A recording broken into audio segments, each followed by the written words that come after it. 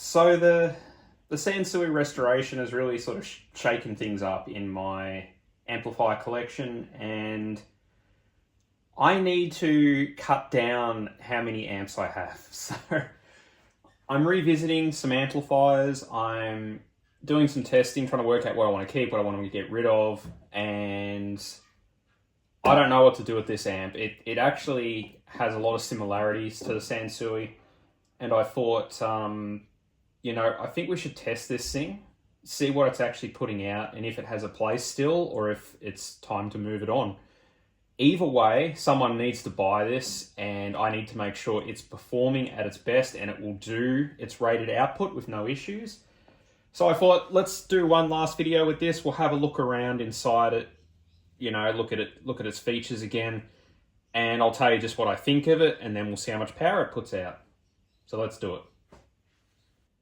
So, you know, in the restoration video, you know, we had a good look over this thing, but we'll go over a few things again.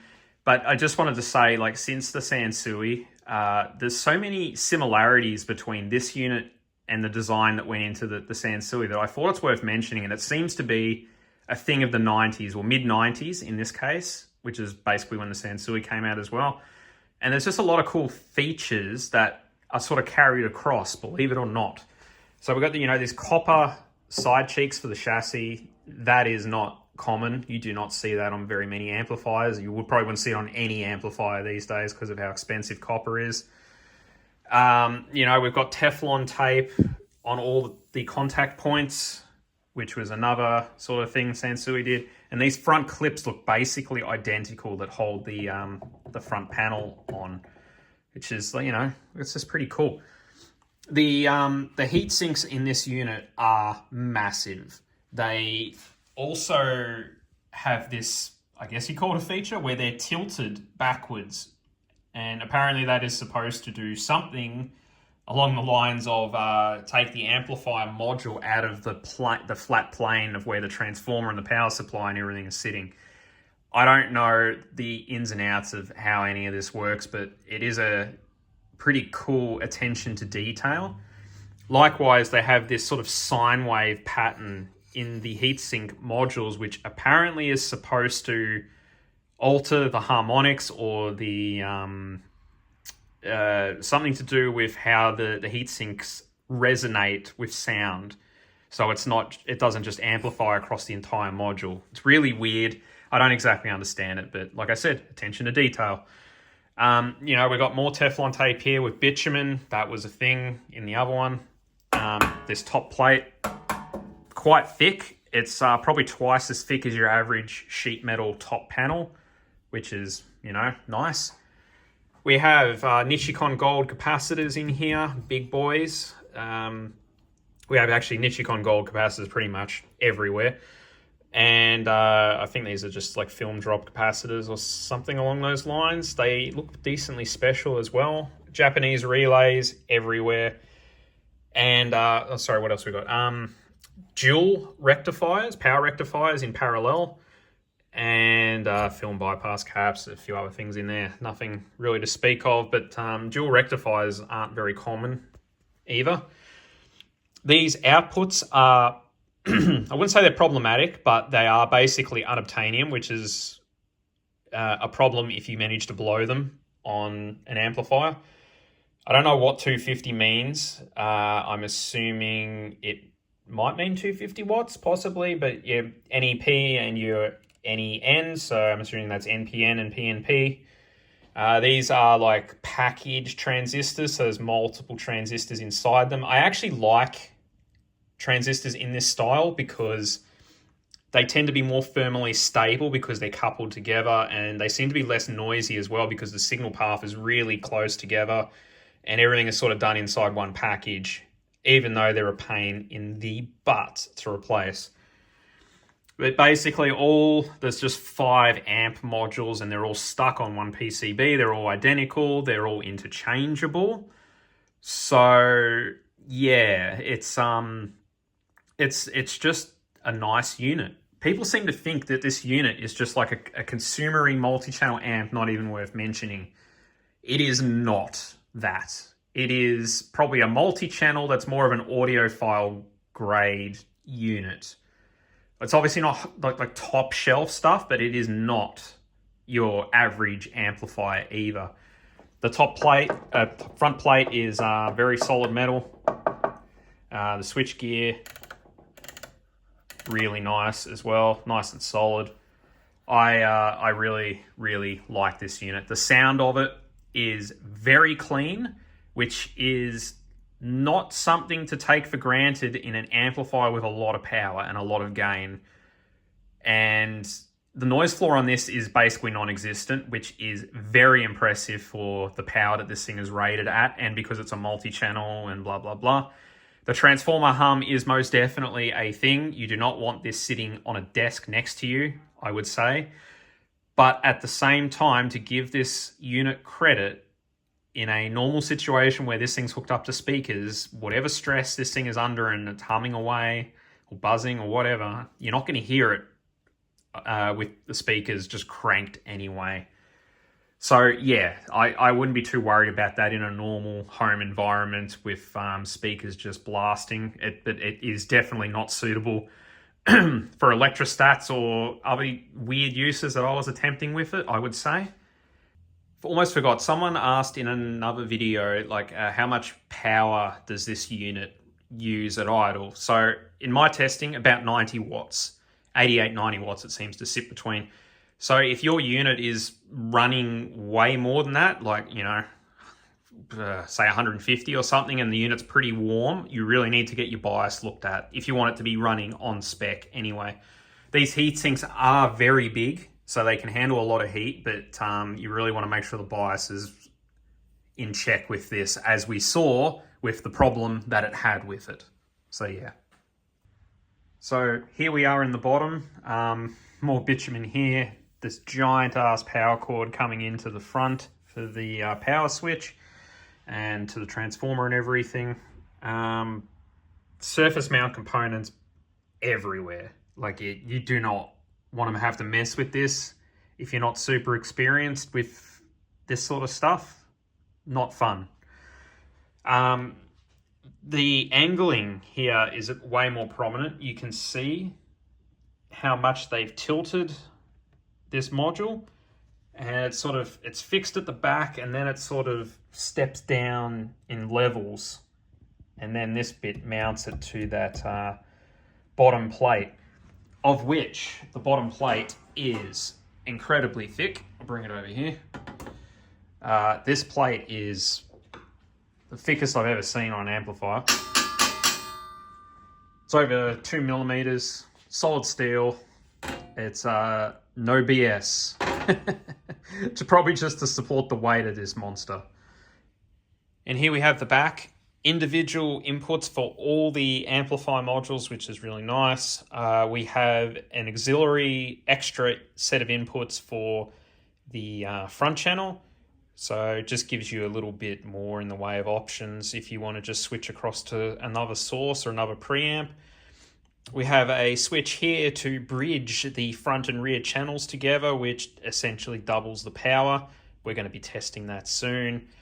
And we also have something here which is not that common, which is a speaker impedance switch, where we can switch it from 4 to 8 ohms or 8 to 16, depending on if it's running in bridged mode or not.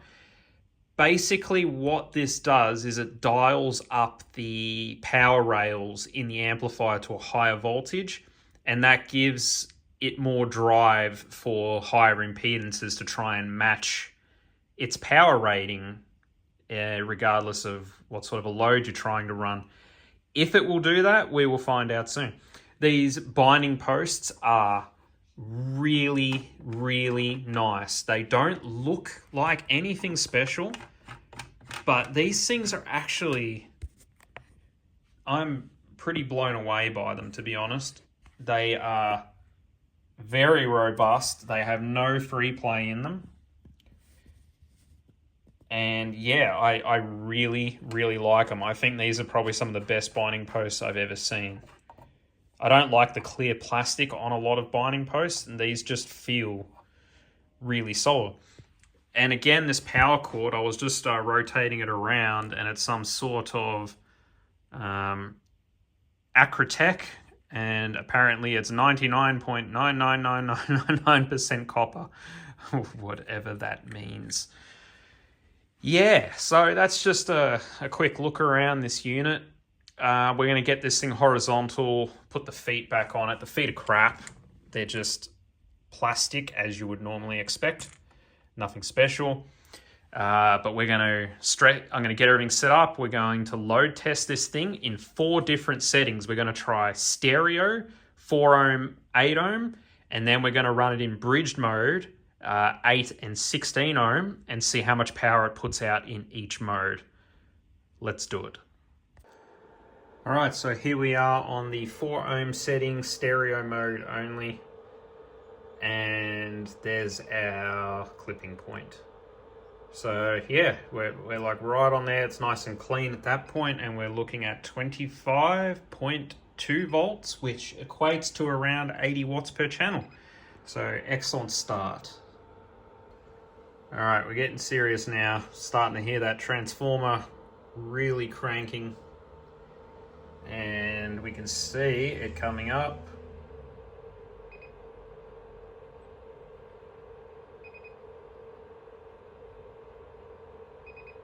And right there is where it falls apart.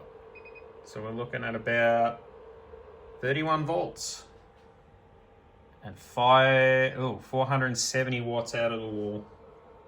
That is quite a bit. So yeah, we plug that into our calculator, and that is about 120 watts a channel. Not bad, just for stereo. Oh boy, this thing's getting hot. Woo! Okay, and here we are in BTL mode on the low impedance setting, and this transformer is getting a little scary to listen to.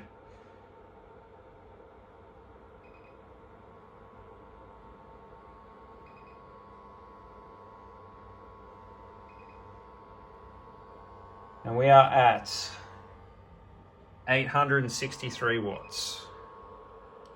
Whew. So this is it. This is the money shot, full power bridge mode.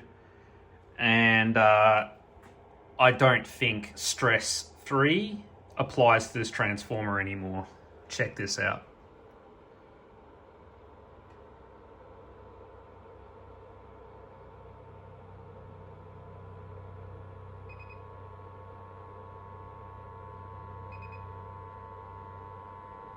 Oop, that's it.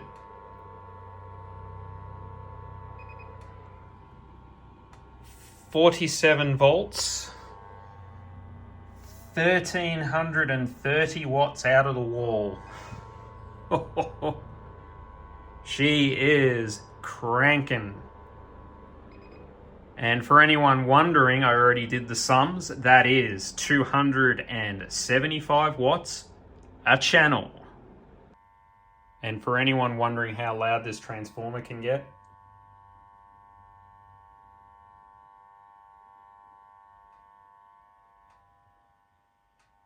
tell you what, it sounds like a substation. It's pretty crazy how loud it is. I don't know if that's normal, but it's just how it is. It can take it. So yeah, that is it for the Sony. It put down a record 275 watts a channel with a crap load of power coming out of the wall. It outdid the Sansui. I mean, I have a distortion analyzer, but I haven't got it fully dialed in yet to a point that I'm happy to look at those distortion figures and say that, yes, that is what this thing is doing. So all we can go on at the moment is looking at the sine wave visually with the oscilloscope and just seeing where it starts to clip or where we just see a crap load of noise coming into the sine wave. But yeah, 275 watt a channel from this is just unbelievable. And these things, I've said it before, are just a sleeper and a half. There's tons of them around. You can configure them as a 5-channel amp, a 2-channel amp, a bridged 2-channel amp. They can serve a lot of different uses. They can do a lot of different things depending on what you want. You know, get 2 of these things, stack them on top of each other, and you've got a 10-channel high-powered amp that you can do Atmos stuff with. And it's not Class D like a lot of new amps. This is an AB design, so, you know, hunt around for these things. If you can find one for a really good price, I can't not recommend it. I mean, the power's there, the versatility's there, it's well built, it's not obscene price-wise, and it's just a nice little time capsule of what Sony was. And, you know, they don't really make stuff like this anymore like everyone else. But anyway, hope you enjoyed the video, and we'll see if this thing hangs around or not. I have no idea. See you in the next video.